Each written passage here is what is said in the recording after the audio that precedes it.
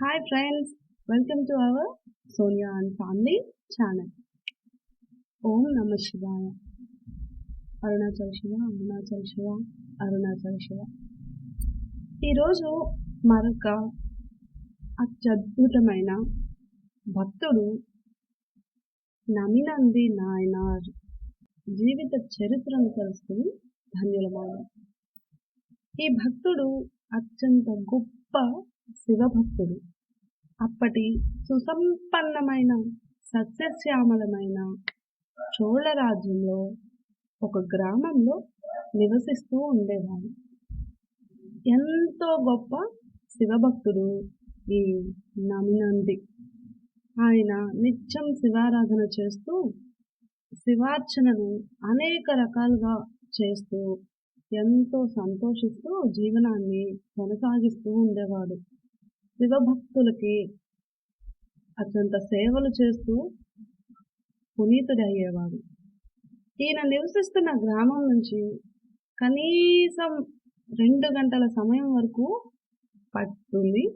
2 గంటల సమయం పడుతుంది శివాలయంలోని శివుణ్ణి దర్శించుకోవడానికి. అక్కడికి ప్రతినిత్యం 2 గంటలు నడుచుకుంటూ వెళ్ళి ఆ పరమేశ్వరుణ్ణి దర్శించుకొని అనేక రీతుల్లో అర్చించి ఎంతో సంతోషాన్ని పొందుతూ ఉండేవాడు. ఆ పరమేశ్వరుడే తన ఆరాధ్య దైవంగా భావించి అనేక రకాలుగా పూజలు చేస్తూ తృప్తిని చెందుతూ శివభక్తిలో లీనమైపోతూ ఉండేవాడు. అయితే ఒకనాడు శివభక్తి సేవలో ఈరోజు నేను స్వామివారికి దీపాలను వెలిగించి ఆ దీప కాంతులలో స్వామివారిని దర్శించాలనే కోరిక కలిగింది ఆ భక్తుడికి.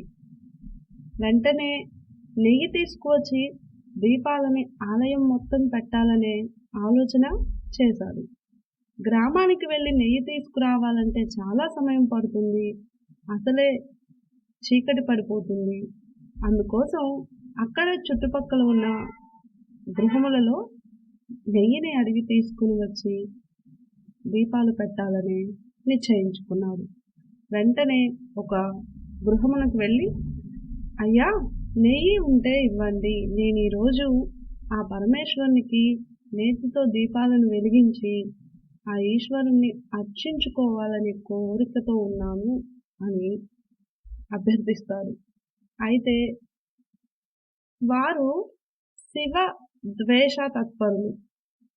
ఆ ఈశ్వరుడు నెయ్యి దీపాలతో పూజించుకోవాలి అనుకుంటున్నావా?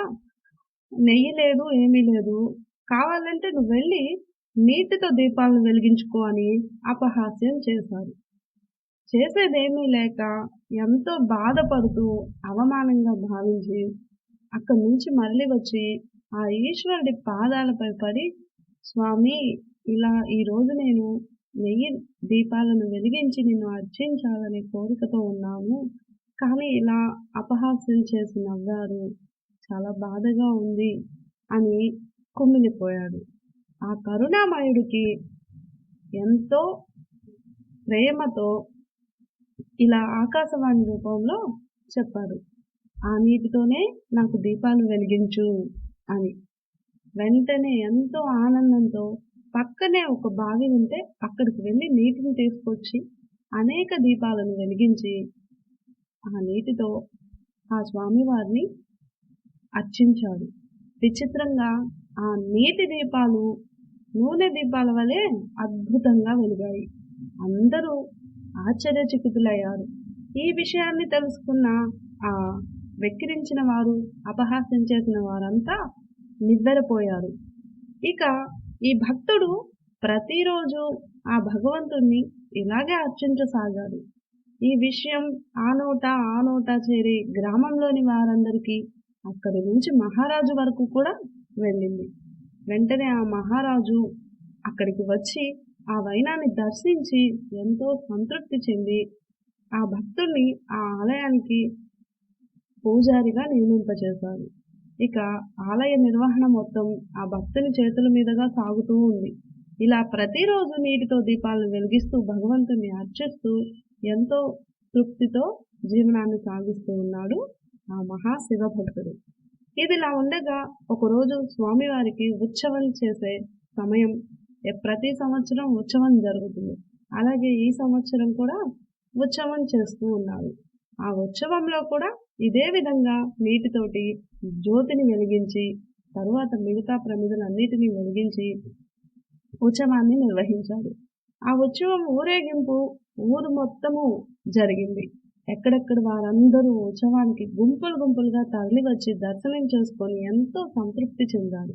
ఇక ఉత్సవాన్ని పూర్తి చేసుకున్న తర్వాత ఈ భక్తుడు తన ఇంటికి తిరిగి వెళ్ళాడు.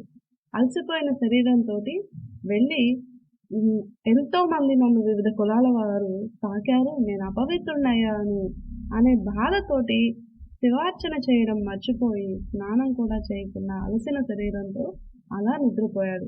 ఇక్కడే చిన్న తప్పు, పొరపాటు జరిగింది. ఆ మహాదేవుడు కలలో కనిపించి ఏ కులాల వారైనా, ఏ మతాల వారైనా ఆ గ్రామంలోని వారందరూ కూడా నా భక్తులే, అందరూకి నా శివ అందరూ నా భక్తులే అంటూ అశరీరవాణి వినిపించింది. వెంటనే ఈ భక్తుడు నిద్రలేచి జరిగిన విషయాన్ని భార్యకి చెప్పి వెంటనే శివుని అర్చించి మరుసటి రోజు యథావిధిగా ఆలయానికి వెళ్ళాడు. విచిత్రంగా కనిపిస్తున్న ప్రతి ఒక్కరూ ఆ పరమశివుడే అన్నట్టుగా ఆ భక్తుడికి అనిపించింది. ఆశ్చర్యపోయాడు. నన్ను క్షమించండి, నేను పొరపాటు చేశాను, తప్పు చేశామని బాధపడి ఆ పరమేశ్వరుణ్ణి ఆరాధించాడు. మనసులో క్షమాపణ కోరుకున్నాడు.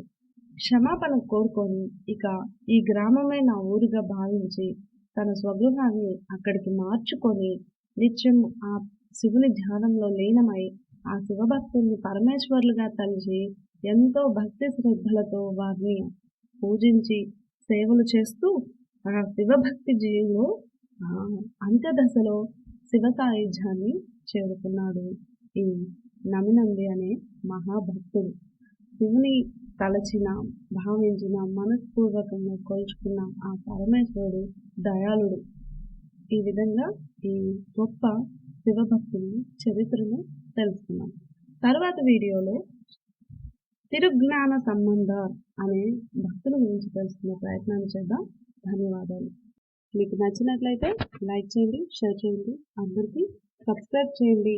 చాలామందికి ఈ నాయనార్ల జీవిత చరిత్ర, మహా గొప్ప శివభక్తుల చరిత్రను వినే అదృష్టాన్ని కలిగి ఉన్నాం. ధన్యవాదాలు.